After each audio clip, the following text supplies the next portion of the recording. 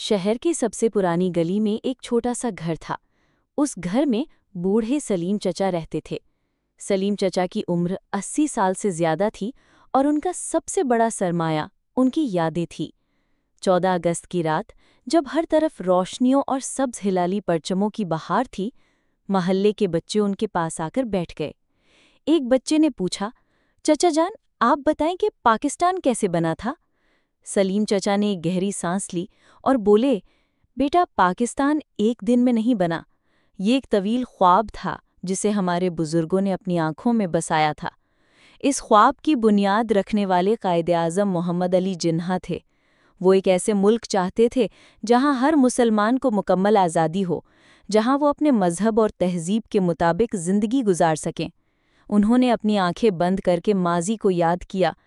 मेरे वालिद साहब अक्सर बताया करते थे कि उस वक्त के हालात बहुत मुश्किल थे। अंग्रेज़ों की हुकूमत थी और मुसलमान अपनी शनाख्त खो रहे थे। लेकिन फिर कायदे-आज़म ने एक आवाज़ बुलंद की और सब मुसलमानों को एक परचम तले जमा किया।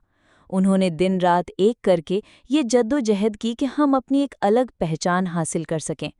सलीम चचा की आवाज़ में एक ख़ास किस्म का जोश था। लाखों लोग घर बार छोड़कर नए वतन की तरफ हिजरत कर गए। उनके दिल में एक ही यकीन था कि एक दिन वो अपनी ज़मीन पर होंगे, एक आज़ाद मुल्क में। इस सफ़र में कितनी माँओं ने अपने बेटे खोए, कितने भाई बहन बिछड़ गए, लेकिन उनके हौसले बुलंद रहे। उन्होंने अपनी जेब से एक पुराना सिक्का निकाला और कहा, ये वही सिक्का है जो मेरे वालिद ने मुझे उस दिन दिया था जब हम पाकिस्तान पहुंचे थे। ये सिर्फ एक सिक्का नहीं, ये हमारी आज़ादी की निशानी है। ये हमें याद दिलाता है कि आज़ादी हमें आसानी से नहीं मिली, बल्कि इसके पीछे हमारे बुजुर्गों का खून, पसीना और कुर्बानियां शामिल हैं। बच्चों ने आज पहली बार 14 अगस्त को एक नए अंदाज से महसूस किया। वो सिर्फ झंडे और गाने नहीं देख रहे थे, बल्कि उनके दिलों में अपने बुजुर्गों की कुर्बानियों का एहसास पैदा हो रहा था। सलीम चचा ने आखिर में सबको नसीहत की, इस परचम की कद्र करना, इसकी हिफाजत करना और इस मुल्क को मोहब्बत और इत्तेहाद के साथ आगे बढ़ाना तुम्हारी जिम्मेदारी है।